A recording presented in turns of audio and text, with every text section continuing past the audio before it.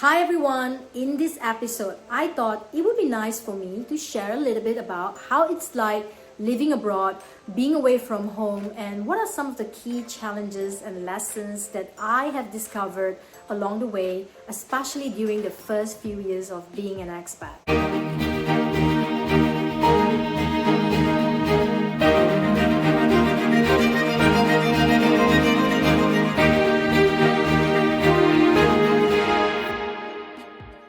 Many of the challenges that I have encountered and experienced before turn out to be opportunities that unfolded through the passage of time.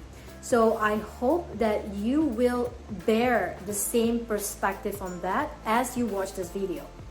Honestly, this video was not as easy as I thought it would be to put together, in part due to the many recollections I have on things that seemed rather eons ago now for me. And despite this being my story, I hope that there is something in here that you will find helpful and useful as well.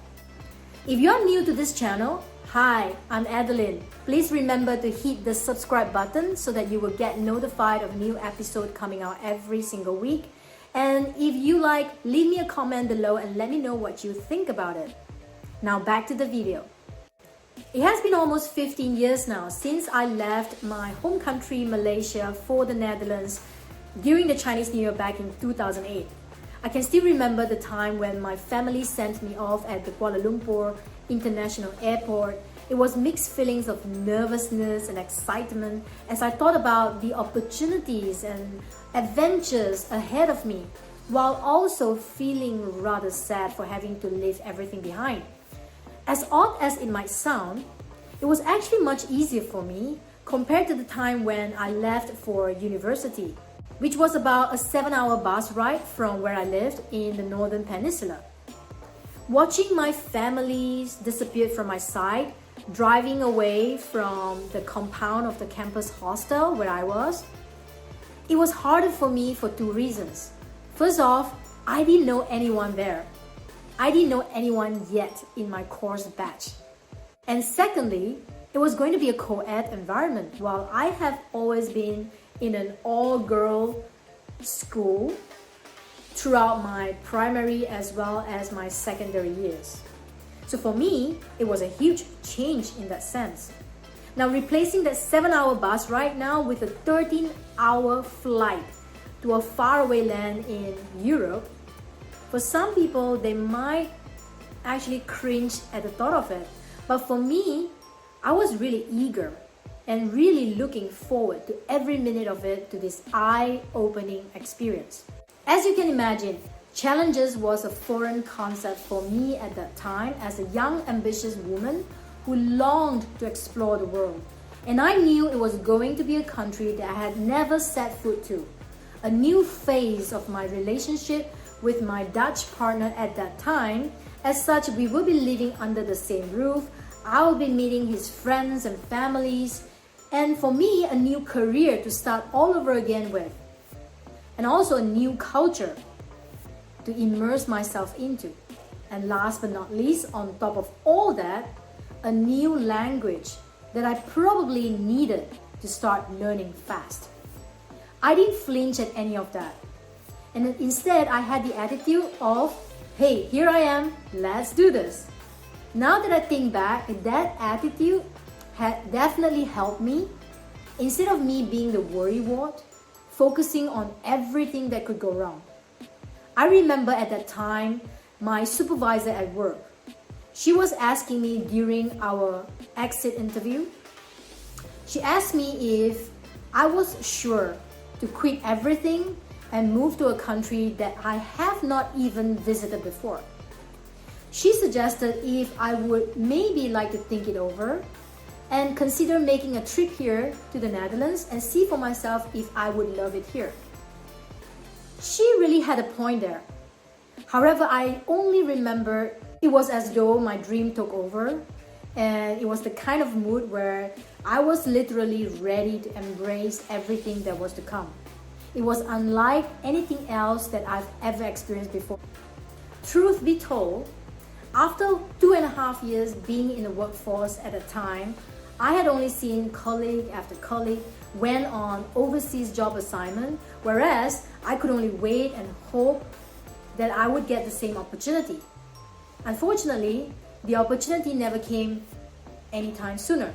And when my partner at that time asked and invited if I would consider to start anew in his home country, the Netherlands, I was giving it a thought. I told myself, well, it's now or never. It did feel as though everything was falling into place. And I was thinking, sometimes we need to create our own opportunities instead of waiting for opportunities to come to us. And when the opportunity comes knocking at the door, you should just grab it and figure it out later. And that's exactly how I approach it. And everything in my life shifted in a major way, whether or not I recognize it at that time, as I bade farewell to my parents and my families, and I boarded the flight to Amsterdam. Hold on. I know that this might sound as though it was largely a fleeting decision, but really behind the scene, I did weigh in on every single consideration as thoroughly as I could, including the language barrier, tropical weather no more, not having my family and friends around, need to miss some of my most favorite local foods, which is probably something that I believe only Asians can relate. And lastly, to leave a few options in the unknown bucket for anticipation and discovery. While the decision to move was centered primarily on the relationship that I had, being solely dependent on my partner was the last thing ever on my mind. So qualifying for a profession of my choice is just as important. So I was fortunate enough to have made an impression on my interviewer then, who gave me the job and believed that I would be a great addition to the firm. I understood back then already that this expat experience, it will not stay fun, fresh, and new all the time. And at some point, the reality of life will set in, and I had to be physically, mentally, and emotionally prepared for all of that. So if you are in the midst of making such a big, important decision, you want to make sure that it is not too drastic, as such you forget about the fundamentals and to think of it from a bigger picture. And in this context, to know what life living abroad for you looks like and how do you see yourself in it in the longer term. So for example, your approach towards your expat life will be quite different when you have a time frame in mind to stay for an X number of years, as opposed to you are in for the long haul until something actually shows up and it changes your plans. Whether you are an expat due to a job offer or job transfer for yourself or for your spouse, or maybe in some cases even both, and that makes you part of an expat family or expat couple, or you are in a relationship as it was in my case, or perhaps you just have the desire to live elsewhere because you're bold and you crave adventure, how the potential challenges begin to reveal themselves to you may vary depending on the different circumstances. I would call myself lucky in many ways because I brought only myself, and everything else was pretty much well arranged and organized before I came, from the airport pickup to the residence permit, a roof above my head, job security, a partner to count on, and I had about 1.5 months to settle in and get used to the environment before work began. So I would say I had a pretty great, wonderful, and relaxing start.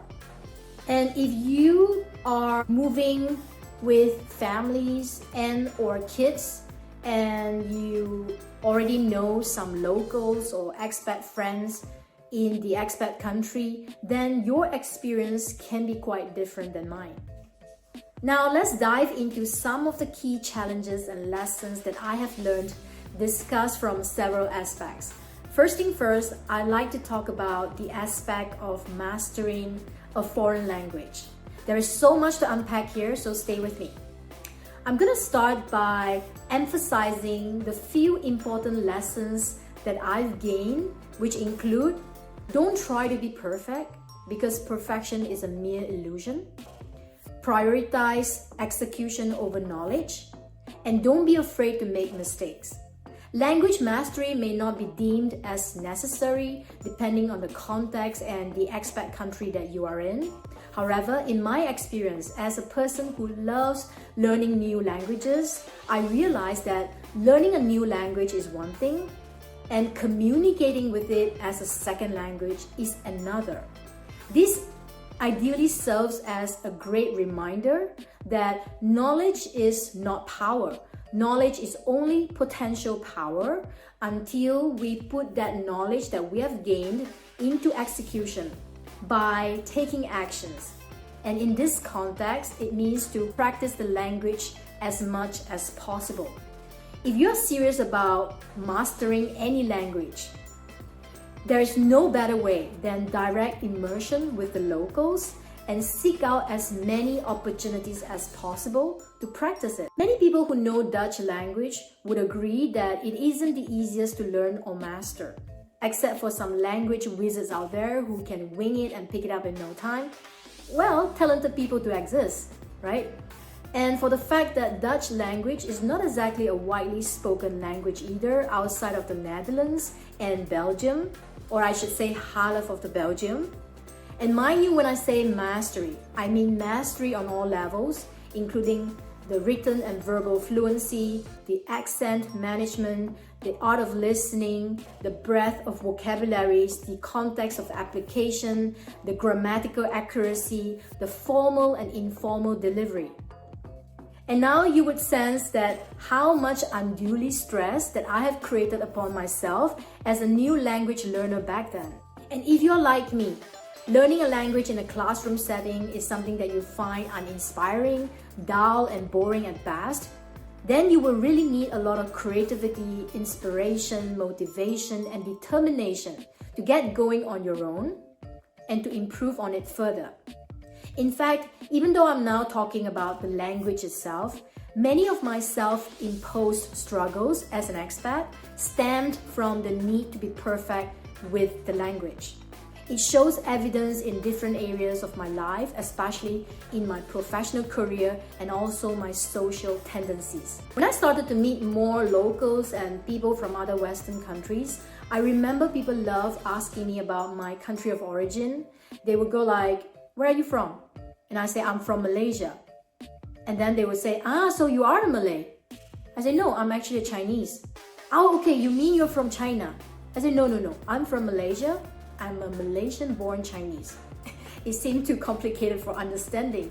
And other times, people would come very forthright with the question, "Are you from China?"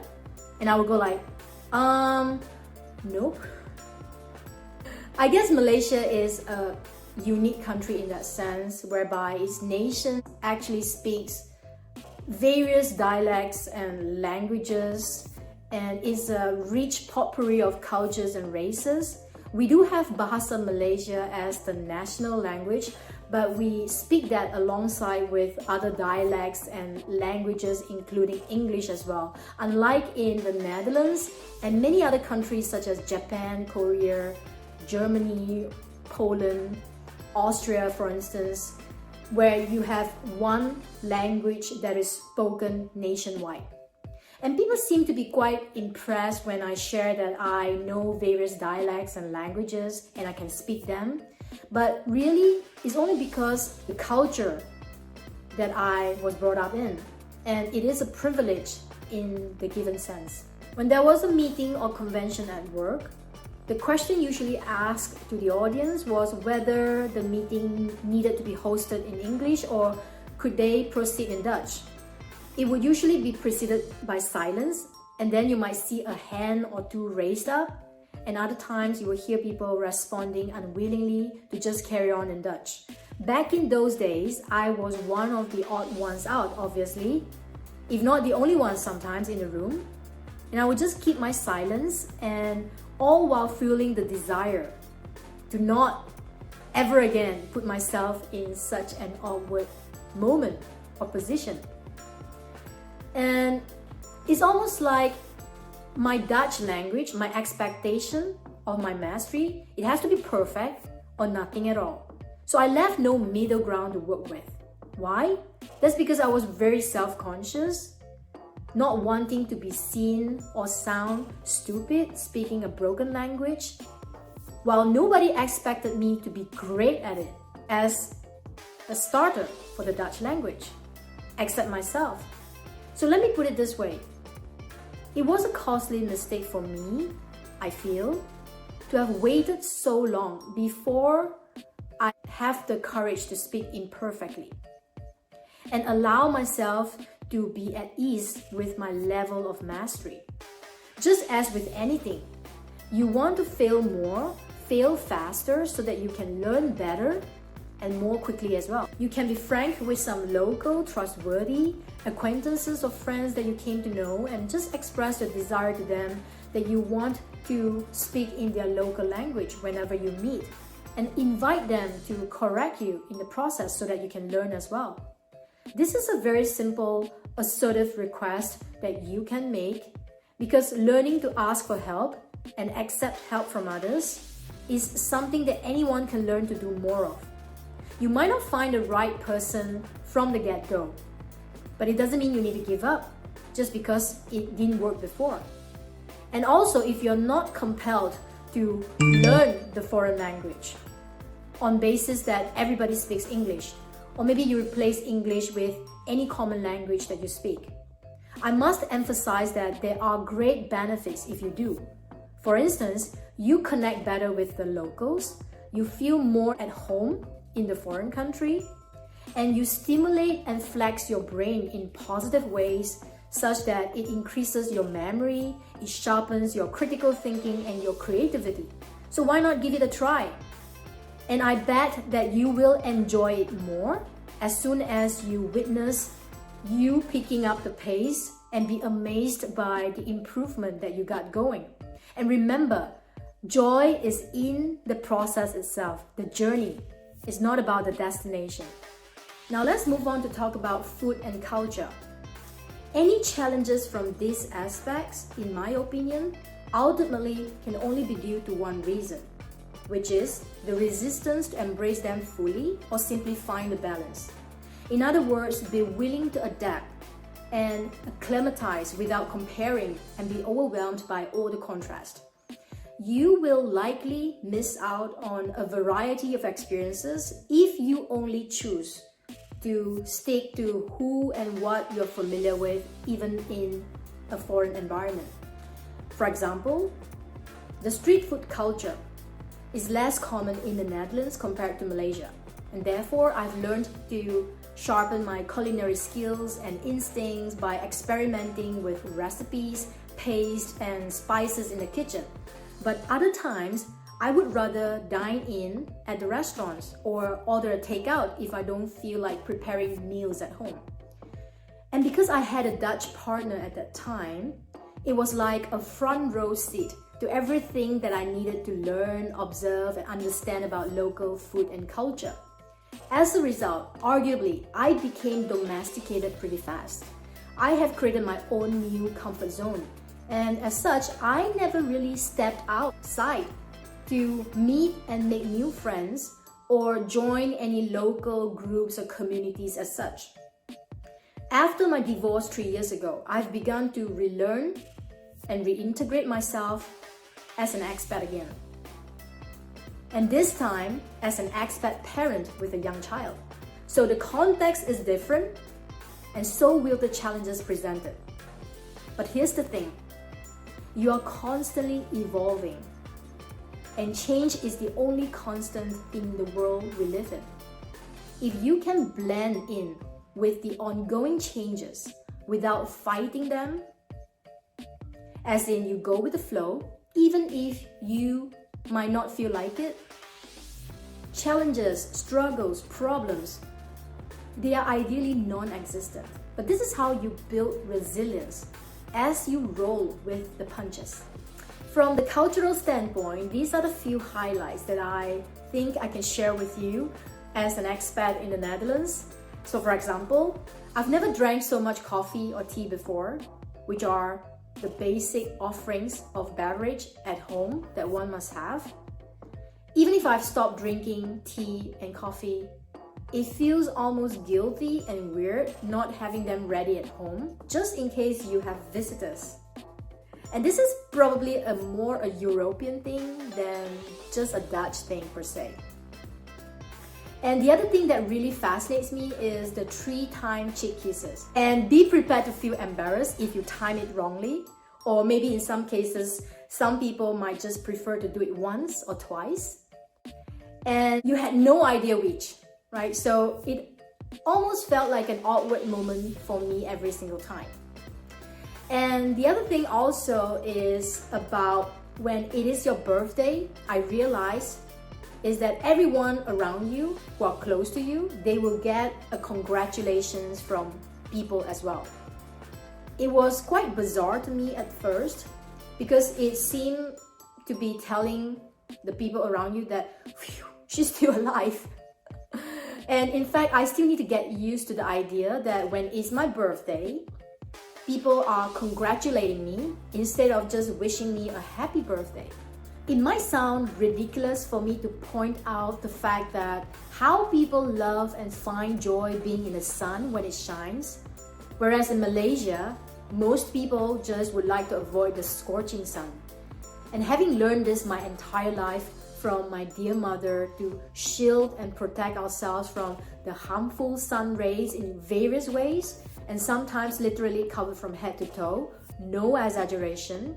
And even though I'm not as extreme as that, I must say, but my mother definitely has exerted some influence in this respect. As such, it was one of the hardest things for me to adapt to from the beginning, and still is today, with this idea of basking in the sun of the West. Although I must say that it has gotten way better for me over the last 2 years, where I allow myself to enjoy more freely the sun, whether in the garden or by the beach, still applying copious sunscreens, but at least without obsessing over how wrapped up I need to be. It's not because I don't like the sun, but it's more of the idea that I have absorbed and accepted without questioning or investigating the truth behind it. And really, if you ask me, the perfect answer to this, or in many other things, is really just moderation. It is perplexing and unbelievable how difficult it is sometimes for us to unlearn the habits that we have without being aware of them, and also to take heed of the effective methods to do so. And even though there will be a lot of grounds for me to cover on culture, and it is not my intention really to do so in this video, it suffices to say that when it comes to food and culture, just be open to adapt and acclimatize, immerse yourself in it, and in the midst of that, find the balance that works for you. As such, you are able to experience the best of everything. Lastly, to close this with, I just want to express that the journey of being an expat after a few years is one that is likened to an identity crisis, if you will, whereby you're not 100% acclimatized to either the expat country or your home country anymore. And I know and understand that in the larger scheme of things, we are not our nationality, we are not the role we play in society, we are not the positions we hold, we are not the career we have, and we're not even the possessions we collect. But this sense of not belonging somewhere can create the feelings of lost and confusion. It's almost like you're floating without a sense of direction. I'm now at a place where there are still various things that I need to figure out how they work in the Netherlands. And I also have to find out how things work nowadays in Malaysia when I fly home. It's like being an expat in my own home country, pursuing that long-lost familiarity and camaraderie. And if you, by any chance, are experiencing that right now, just know that it is normal and it is not queer at all.